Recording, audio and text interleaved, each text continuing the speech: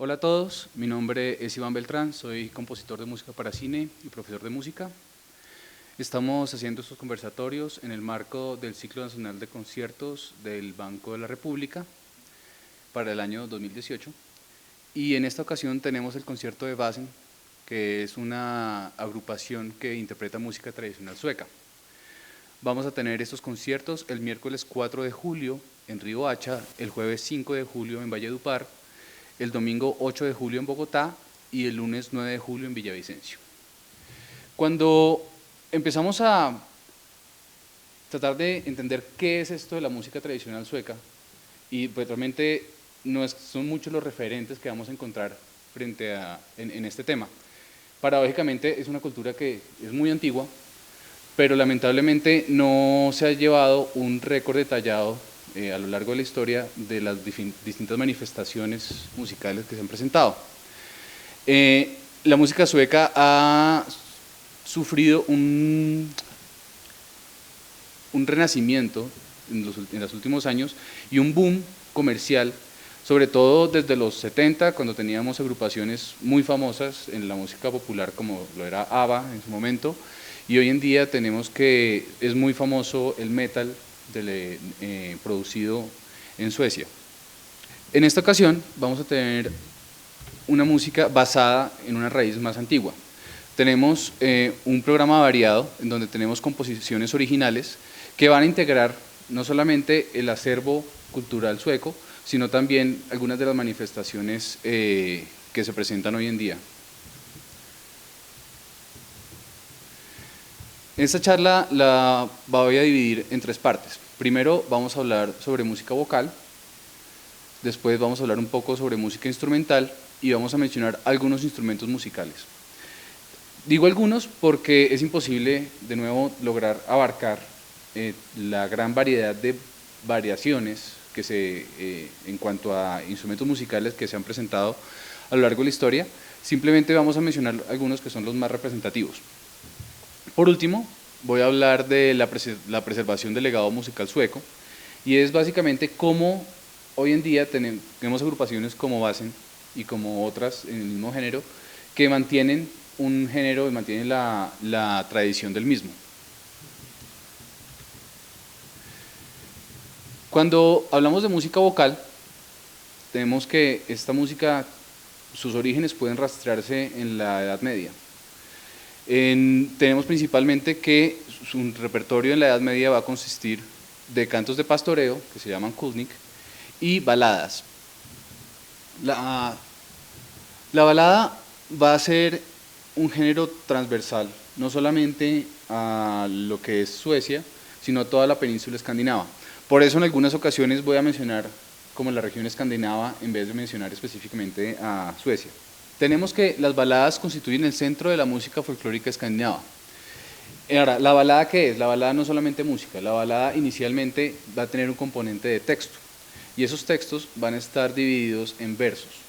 Así como tenemos poesía, que de hecho pues son poesías las que tenemos acá, vamos a tener textos de 2 o 4 estrofas, y sus temáticas van a ser épicas, van a retratar tanto mitología como van a retratar episodios fantásticos, o también en algunos casos van a retratar elementos cotidianos, especialmente aquellos eventos que suceden en las cortes, pues en lo que serían la vida de la nobleza. Y cuando hablamos de nobleza, pues sabemos que las historias más importantes o más interesantes en la nobleza son las historias de amor y las historias de batalla. Acá tenemos una balada sueca. Esta es una versión moderna. Más adelante vamos a hablar sobre quién la interpreta. Y vamos a ver un poquito de lo que está hablando. Entonces, el texto dice así: una vez andando en el camino me encontré al maligno, y el diablo dijo: si tengo tu alma, tú puedes tener mi cinturón. Entonces le di mi alma al diablo y obtuve su cinturón. Era una mañana de domingo, yo iba hacia la iglesia. Entonces me puse mi cinturón y brillaba como el sol. Mientras entraba en la iglesia, había jóvenes y viejos por igual, pero cuando vieron mi cinturón, se olvidaron de leer y de cantar. El cura, parado en el altar, estaba a punto de caer de rodillas, pero cuando vino a ver mi cinturón, se olvidó de Dios y de todos. En la mañana del lunes me vinieron a la mente pensamientos equivocados. Cambié mi cinturón por unos guantes viejos. Entonces, esta balada no siempre se interpreta completa. Hay otro verso donde él se da cuenta que lo que hizo, el trato que hizo con el diablo no fue del todo beneficioso y que lo único que obtuvo fue una prenda vieja. Vamos a escuchar un fragmento de esta balada.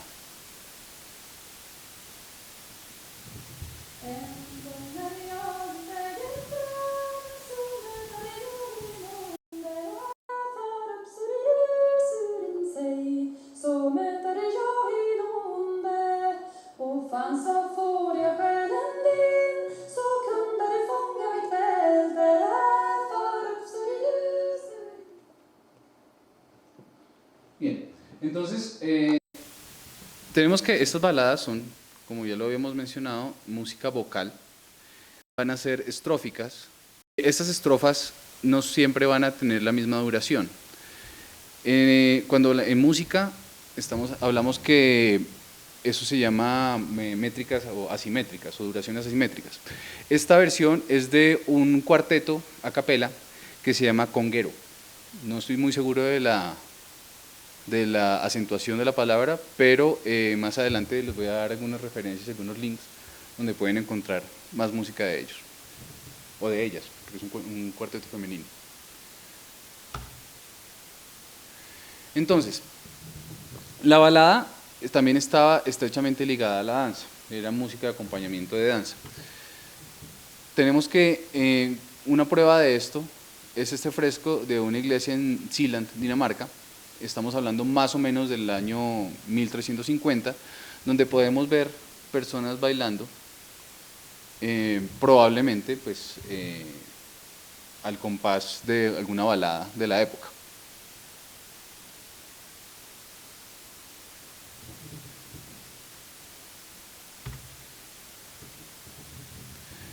Más adelante, cuando las cosas empiezan a cambiar, y ahorita vamos a hablar un poco más de eso, también el rol de la balada como acompañamiento primordial de la danza va a decaer, pero se siguen escribiendo por interés literario. Acordémonos que también hay una parte poética, una parte de texto, y se mantuvieron, o sea, la tradición se mantuvo sobre todo en las poblaciones rurales.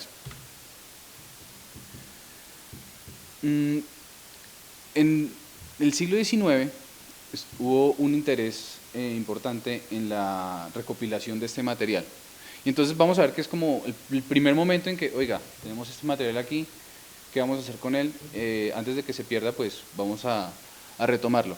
Y esto, de nuevo, sucede en el siglo XIX y siglo XX, va a estar ligado con un resurgimiento de la canción, en este caso la balada sueca, de la cual vamos a escuchar un poco más adelante.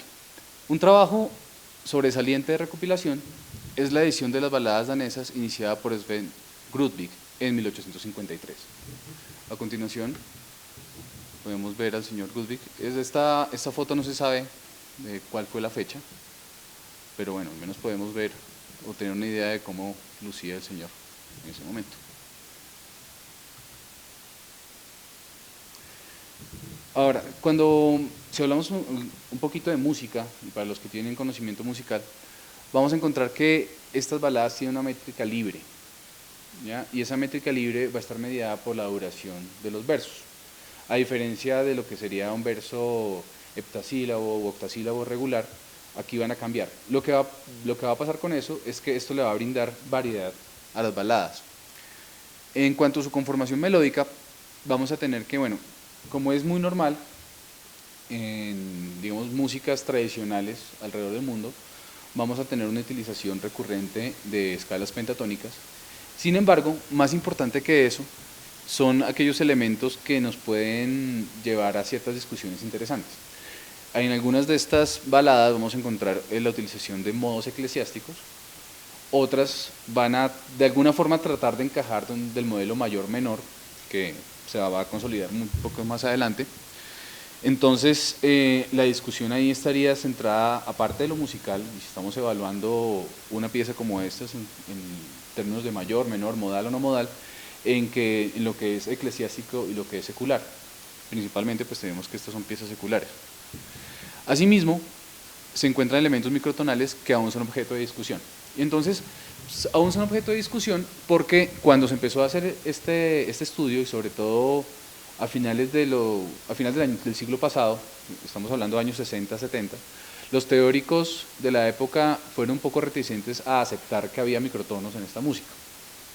Entonces, para los que no tienen conocimiento sobre esto de microtonos, son distancias más pequeñas que las que podemos encontrar en un piano. Si tenemos que en un piano la distancia más pequeña entre una tecla blanca y una tecla negra es un semitono, hay una distancia más pequeña que eso, que solamente la pueden reproducir ciertos instrumentos, como el violín o la voz humana. Entonces, en el momento en que hicieron estas catalogaciones, el siglo pasado, dijeron, no, esos no son semitonos, están desafinados, eso tiene que ser mayor, menor o en alguna escala distinta.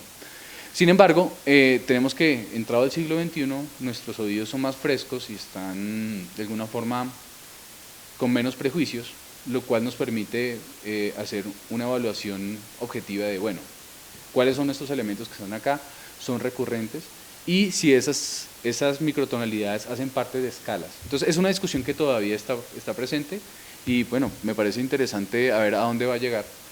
Y ese mismo tipo de discusiones eventualmente pueden presentarse en un entorno como el colombiano, con la música étnica y folclórica de Colombia.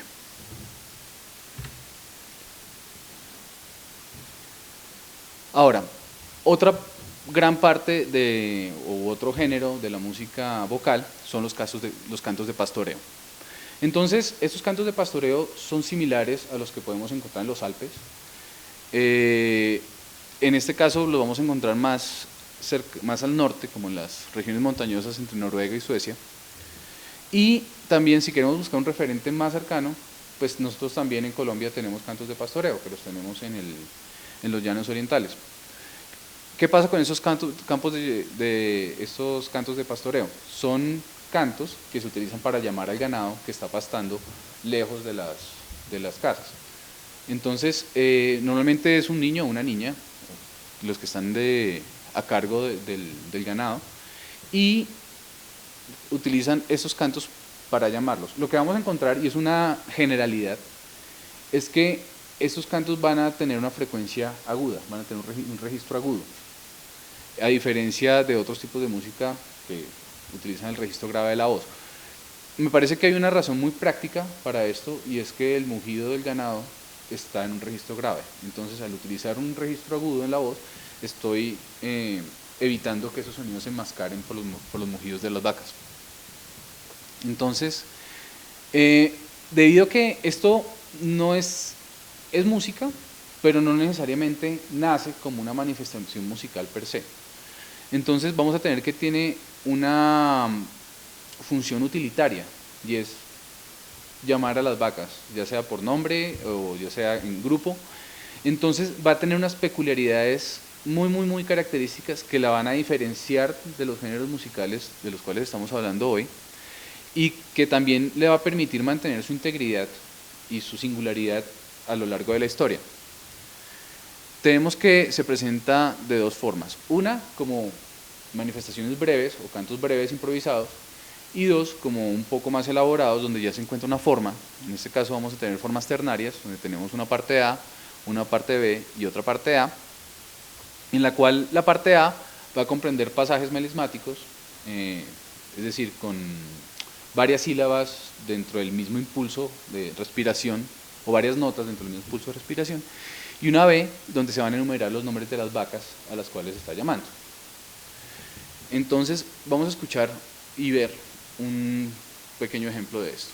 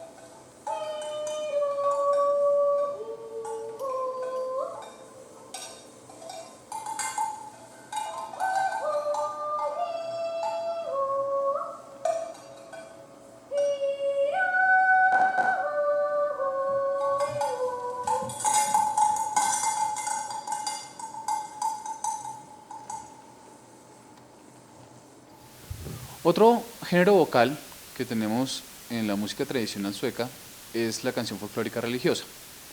Entonces va a aparecer primeramente en Noruega y básicamente se va a componer de cantos basados en corales luteranos. Corales luteranos que han sido parte del repertorio durante los siglos XVI, XVII y XVIII. En esto vamos a encontrar que se pueden utilizar las letras originales o también que con el uso se generan nuevas letras que se construyen sobre las melodías preexistentes.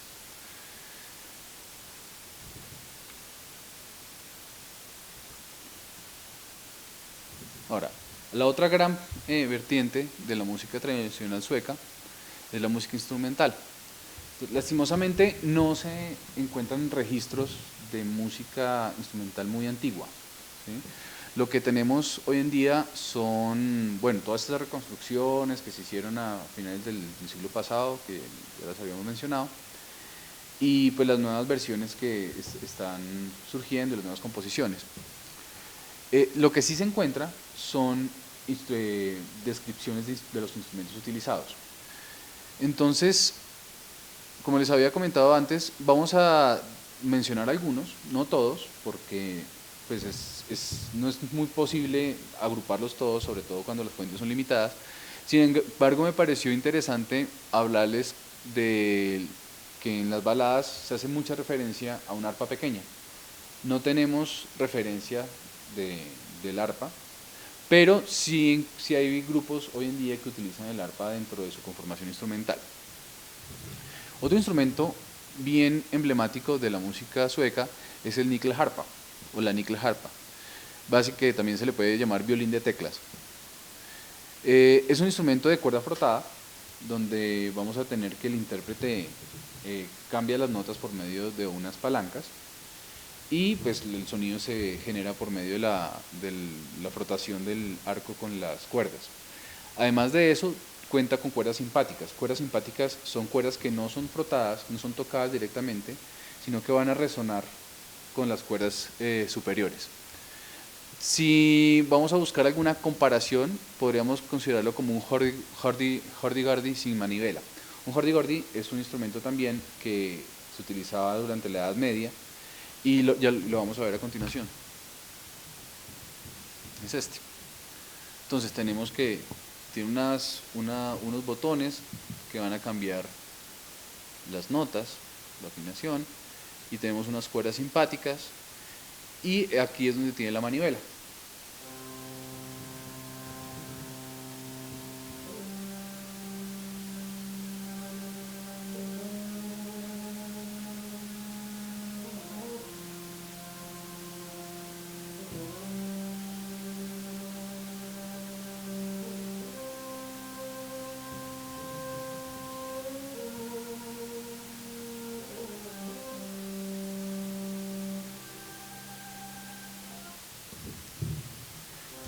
Entonces, ese instrumento se utilizaba muchísimo para generar algo que se conocen pedales o notas pedales, que son notas de una extensión larga sobre las cuales se generan construcciones con instrumentos o con voces, con melodías con notas más cortas.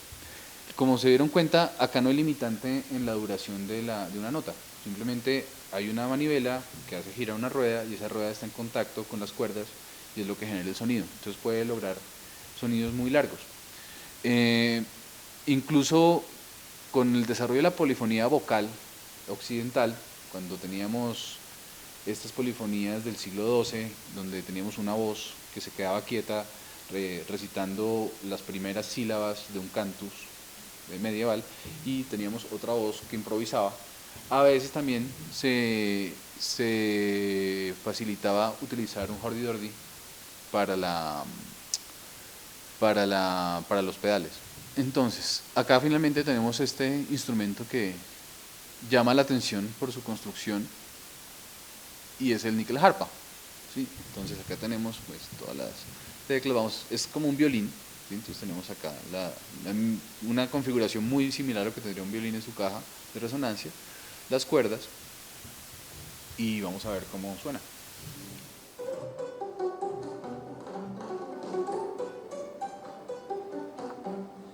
Zupfen.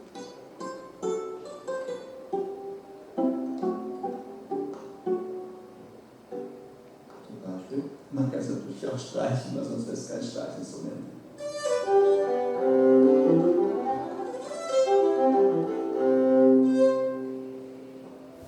Entonces, otro instrumento muy característico, si no el más característico de la música de Suecia, es el fiddle.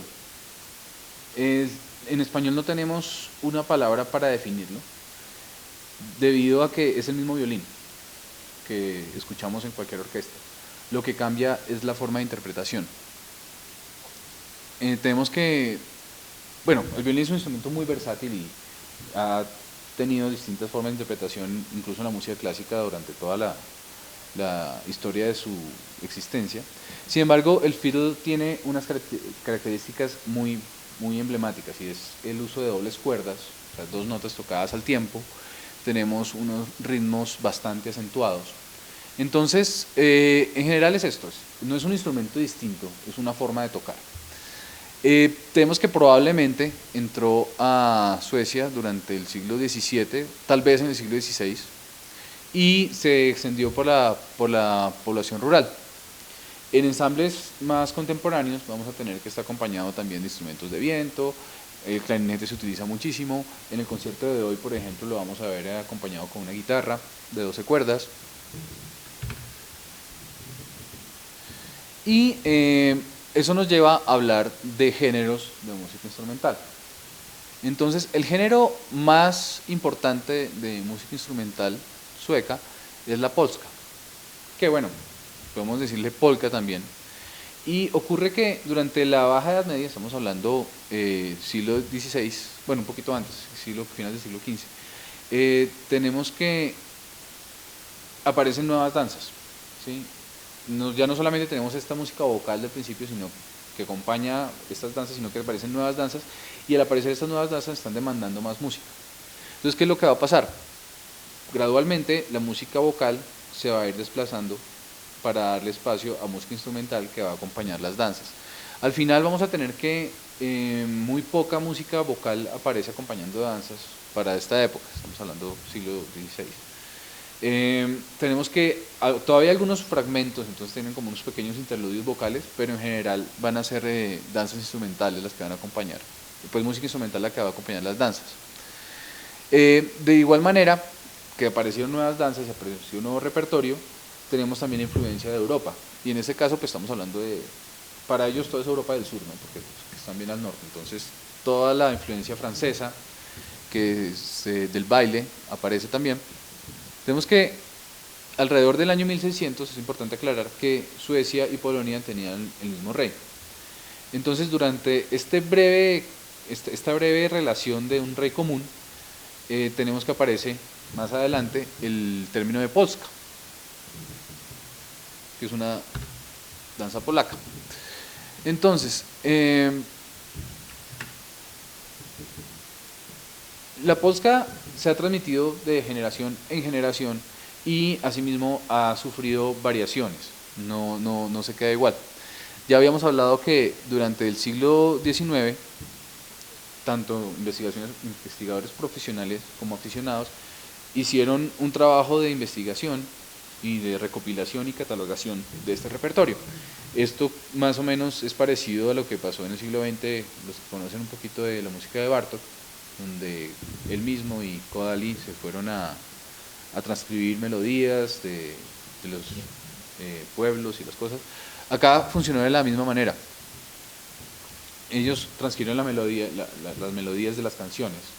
Entonces, ¿qué pasó? La música de alguna forma se salvó.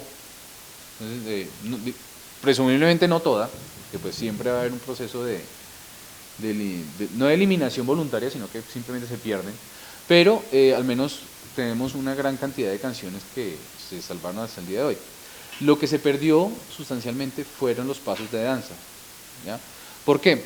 Porque en el momento en que se hizo esto, la danza, pues primero no hay una transcripción como tal de ella, al menos en esta época, y segundo, cuando hicieron este trabajo de investigación, las personas que que estaban como en capacidad de brindar testimonio sobre eso eran ya ancianos, que lo aprendieron en su niñez, por algún familiar, por sus padres o por algún conocido, y eran realmente ya bastante ancianos. Entonces los testimonios que pueden dar y la posibilidad de recrear las danzas basados en esos testimonios son realmente limitadas.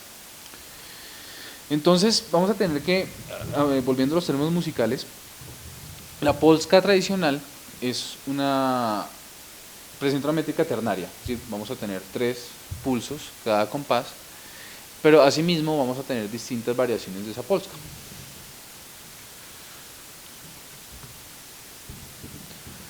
Entonces, en primer lugar vamos a tener la polska de semicorchea, que es un carácter tranquilo y un ritmo regular.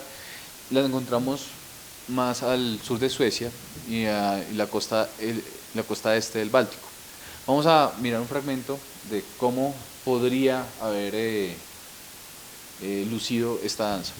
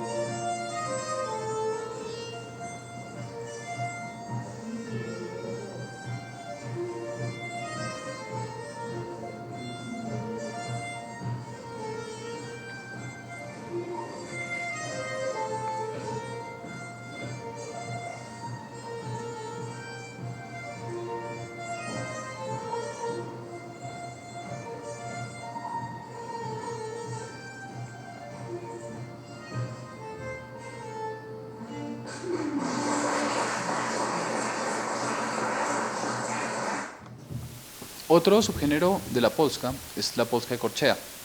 Esta se encuentra a lo largo de toda Suecia, aunque tiene un tratamiento particular en el distrito de Dalarna.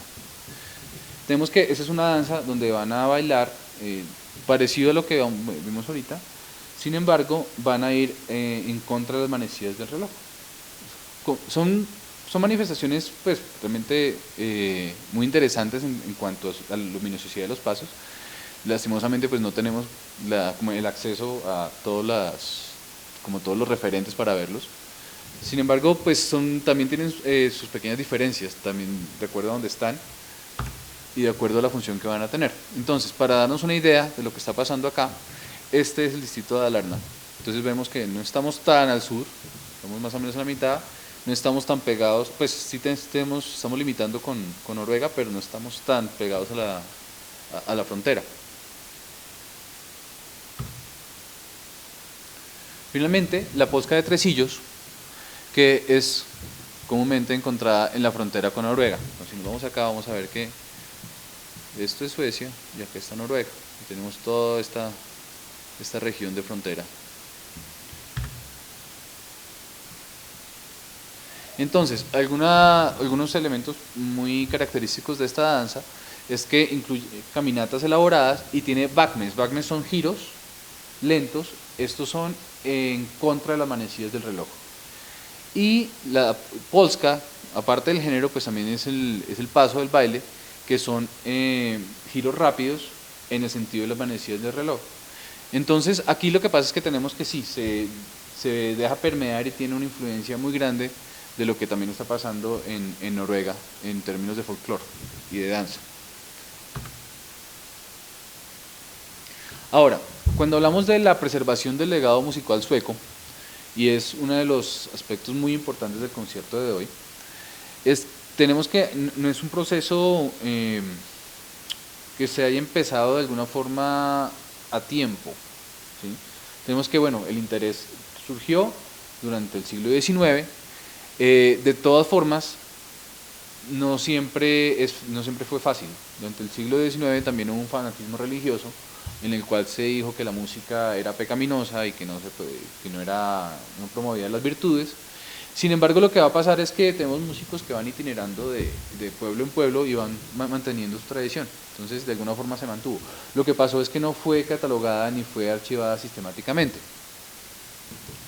Entonces, No existía esta documentación seria de las manifestaciones musicales hasta en 1811, que aparece la Fundación Gótica, y esta Fundación Gótica se interesó precisamente por lo que estamos hablando, rescatar y catalogar y preservar el acervo histórico del país. No fue una fundación que duró mucho, duró hasta el 1944. Sin embargo, uno de sus productos más importantes fue la publicación de las canciones suecas de la antigüedad, que fue recopilado por Arvid Afzelius, que es pues como lo estamos viendo ahí, es un compilado de canciones, incluyendo baladas, incluyendo varias de las cosas que hemos mencionado el día de hoy. Entonces, las baladas suecas tienen una particularidad, o son de una forma reconocidas por su lirismo, por su poesía, y con todo esto, lastimosamente, decayeron en popularidad durante el siglo XIX.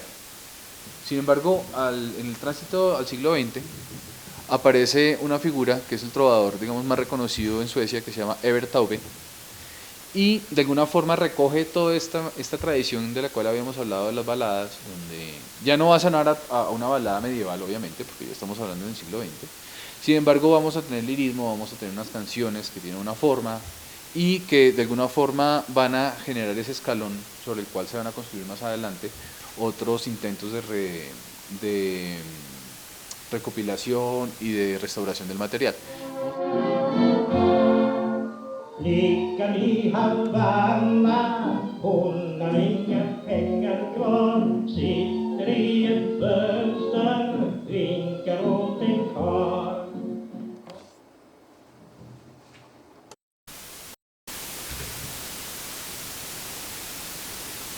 Entonces, tenemos que la popularidad de Tauber tuvo su cenit en la primera mitad del siglo XX. Hacia la mitad del siglo XX empezó a decaer su popularidad, y asimismo también todas estas prácticas de la música antigua, pues el interés. Esta música instrumental de alguna forma se cerró y quedó reducida a grupos de personas que estaban como grupos de aficionados que se reunían. Entonces bueno, intercambiaban técnicas de interpretación y todo, pero no había como un movimiento con fuerza para rescatar el repertorio. Sin embargo, tenemos que en los años 60, y pues tenemos medios de comunicación masiva ya como la televisión y el radio, y además aparece todo este movimiento de Woodstock, y en Estados Unidos, y el interés en Estados Unidos de rescatar la música étnica de su país, de alguna forma inspiró también a los jóvenes de Suecia de su momento, y genera este movimiento de, bueno, vamos a empezar a buscar qué pasó. Ya tenemos algunos avances que se realizaron durante los años precedentes, pero vamos a seguir progresando con eso. Entonces también aparecen nuevos virtuosos, nuevos instrumentistas. Esos instrumentistas son popularizados en la televisión y en la radio, y de alguna forma esto es lo que saca y salva al folclore sueco del olvido. Entonces, lo que sigue después de esta época de renovación en la música sueca, y pues hablando de la música tradicional, es que no se va a quedar ahí solamente, sino que también se van a generar fusiones, como sucede en cualquier género tradicional en cualquier país. Entonces tenemos que esas fusiones se van a empezar a dar con estos géneros que son globales, sea el rock, el jazz o el pop, pero que van a generar esa sinergia para generar nuevo contenido y nueva música. Parte de estas tendencias es el concierto que vamos a escuchar hoy, de Basen. Vamos a tener música original que tiene una fuerte influencia del pasado, pero también vamos a tener aportes que son propios de nuestra época. Espero que el concierto sea de su agrado y tengan un muy buen día. Bueno, finalmente, antes de terminar, quiero exponerles los ejemplos musicales que escuchamos el día de hoy. La primera balada fue de Valtet, del grupo Congero. Tenemos el link en YouTube, lo pueden escuchar en su canal. Está también un ejemplo de Kulnik, que era este canto de pastoreo. La voz que escuchamos es de Jonah Hilton. También tenemos el video de la utilización del hurdy-gurdy. También tenemos el video de la interpretación de Niklas Harpa y la corta presentación que tuvimos sobre cómo luciría la danza de la polka en su momento.